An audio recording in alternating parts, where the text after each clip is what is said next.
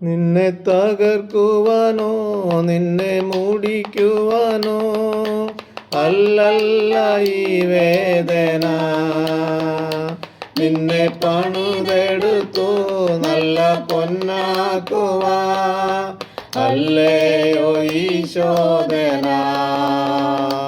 നിന്നെ തകർക്കുവാനോ നിന്നെ മൂടിക്കുവാനോ അല്ലല്ല ഈ വേദന.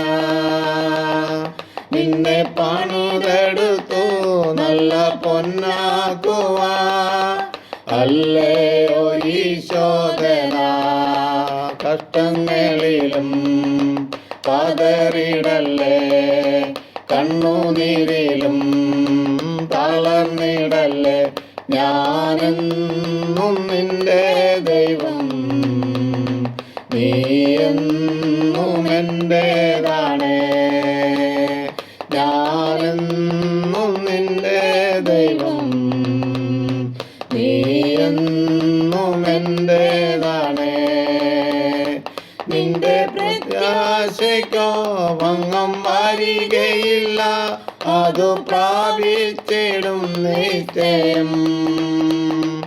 അതു പ്രാപിക്കുമ്പോൾ നഷ്ടം ലാഭമാകും, ദുഃഖം സന്തോഷമായി മാറിയിടും.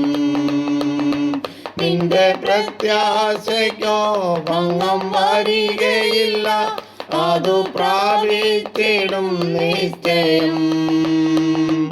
അതു പ്രാപിക്കുമ്പോൾ നഷ്ടം ലാഭമാകും, ദുഃഖം സന്തോഷമായി മാറിയിടും.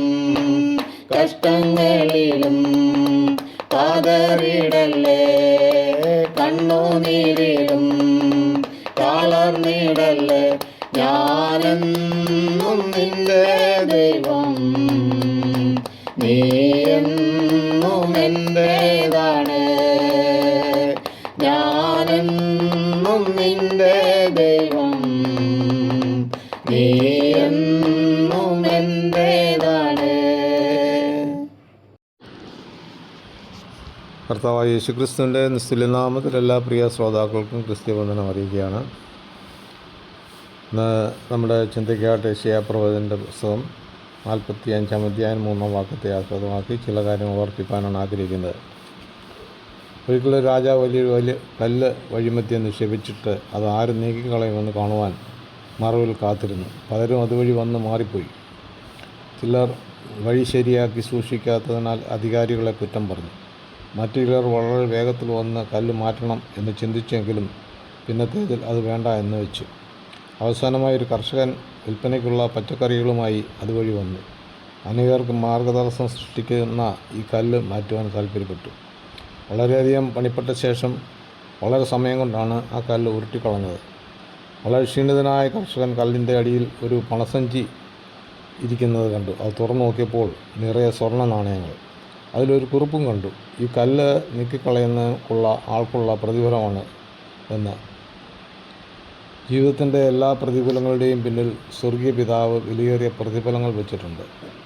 എല്ലാ പ്രതിഫലങ്ങളെയും തടസ്സങ്ങളെയും തരണം ചെയ്യുവാൻ ആര് തയ്യാറാകുമോ അവർക്ക് പിന്നത്തേതിൽ അനുഗ്രഹങ്ങൾ ലഭ്യമാകും.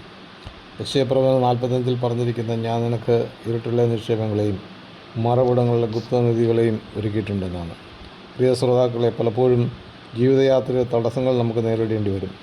മുന്നോട്ടുള്ള യാത്രയ്ക്ക് അത് തടസ്സമായി തോന്നും. എന്നാൽ അപ്രകാരമുള്ള തടസ്സങ്ങളെ അതിജീവിക്കണമെങ്കിൽ നാം സമർപ്പണമുള്ളവരായിരിക്കണം. രാജാവ് തൻ്റെ രാജ്യത്തിലെ പ്രജകൾ എങ്ങനെയുള്ളവരെന്ന് മനസ്സിലാക്കേണ്ടതിന് പരീക്ഷണം നടത്തിയതുപോലെ ദൈവമക്കൾ എങ്ങനെയുള്ളവരെന്ന് മനസ്സിലാക്കുവാൻ ദൈവം ചില സന്ദർഭങ്ങളിൽ ജീവിതയാത്രയ്ക്ക് തടസ്സമായ ചില ഇടർച്ചക്കല്ലുകൾ മുമ്പിൽ വെച്ചിട്ടുണ്ടാകും. അതിൽ നാം തട്ടി വീഴുവാൻ അവസരം കൊടുക്കരുത്.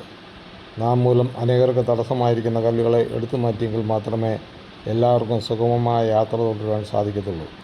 അയാൾ അബ്രഹാമിനെ പോലെ പരീക്ഷകളിൽ തോറ്റുപോകാതെ സ്വർഗത്തെ തന്നെ ഞെട്ടിച്ചു കളഞ്ഞ അബ്രഹാമിൻ്റെ വിശ്വാസവും പ്രവൃത്തിയും ഒരുപോലെ സംഭവിച്ചപ്പോൾ അബ്രഹാം ആരെന്ന് ദൈവത്തിന് മനസ്സിലായി.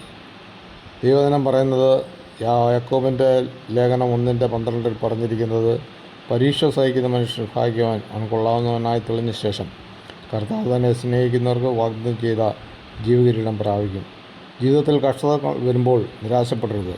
അത് പിന്നത്തേതിൽ സിദ്ധത പ്രത്യാശയും ഉളവാക്കുന്നതാണ്. ഒരുവൻ്റെ ജീവിതത്തിൽ പരീക്ഷ ഉണ്ടെങ്കിൽ മാത്രമേ അടുത്ത ചുവട് ശ്രേഷ്ഠതയിലേക്ക് പ്രവേശിക്കാൻ സാധ്യമാകത്തുള്ളൂ. നമ്മളെ ഏൽപ്പിച്ചത് കൃത്യമായി ചെയ്യുക. നാം മൂലം മറ്റുള്ളവർക്ക് ഉള്ള പ്രയാസങ്ങളും മാറിപ്പോകുവാൻ ഇടയാകട്ടെ. യോബിൻ്റെ ജീവിതത്തിൽ കഷ്ടതയുടെയും പരീക്ഷണങ്ങളുടെയും നെല്ലിപ്പല കണ്ടു വ്യക്തിയാണ്. എങ്കിലും തൻ്റെ വാക്കുകൾ ആരെയും അത്ഭുതപ്പെടുത്തിയിരുന്നു. അവൻ എന്നെ കൊന്നാലും ഞാൻ അവനായി കാത്തിരിക്കും. യോസേഫിൻ്റെ ജീവിതത്തിൽ പരീക്ഷണങ്ങളുടെ ഒരു ഘോഷയാത്ര തന്നെയായിരുന്നു. സ്വന്തം സഹോദരന്മാർ തള്ളിക്കളഞ്ഞു ഇശ്മായിലിയർക്ക് വിറ്റപ്പോഴും, പുത്തിഫേറിൻ്റെ ഭവനത്തിൽ ചെയ്യാത്ത കുറ്റത്തിന് കാരാഗ്രഹത്തിൽ അടയ്ക്കപ്പെട്ടുപോഴും, സ്വർഗീയ ദർശനത്തിന് കേട് കാണിക്കാതെ ദൈവത്തിൻ്റെ കരങ്ങൾ താണിരുന്നതിനാൽ ദൈവം തക്ക സമയത്ത് ഉയർത്തി. യെരമ്യാവ് അനേക പരീക്ഷണങ്ങൾ കൂടെ കടന്നുപോയി. സ്വർഗീയ രാജാവ് താൻ സ്നേഹിക്കുന്നവരെ വിവിധ പരീക്ഷണങ്ങൾ കൂടി കടത്തിവിടുന്നത് നാം പൊന്നുപോലെ പുറത്തു വരുന്നതിന് വേണ്ടിയാണ്. അതുകൊണ്ടാണ് പാട്ടുകാരൻ പാടിയെ, നിന്നെ തകർക്കുവാനോ നിന്നെ മുടിപ്പാനോ അല്ല ഈ വേദനകൾ, നിന്നെ പണിതെടുത്ത് നല്ല പൊന്നാക്കുവാനല്ലയോ ഈ ശോധന എന്നാണ്. അയ്യാ, നിരാശപ്പെടാതെ സ്വർഗീയ രാജാവ് ഒരുക്കി വച്ചിരിക്കുന്ന പരീക്ഷണങ്ങൾ തളരാതെ അത് ഏറ്റെടുത്ത് മുന്നോട്ട് പോയാൽ വലിയ നിക്ഷേപങ്ങൾ അതിൻ്റെ പിന്നാലെ ഉണ്ട്. അത് മറക്കരുത്. ദൈവമായ കർത്താവ് അതിനായി ഏവരെയും സഹായിക്കുമാറാകട്ടെ. തിരുവചന ഭാഗങ്ങൾ തുടർന്നും ലഭിക്കുവാൻ ഈ വീഡിയോ ലൈക്ക് ചെയ്യുക, ഷെയർ ചെയ്യുക, സബ്സ്ക്രൈബ് ചെയ്ത് സപ്പോർട്ട് ചെയ്യുക. തുടർന്നുള്ള തിരുവചനങ്ങളുമായി നമുക്ക് വീണ്ടും കാണാം.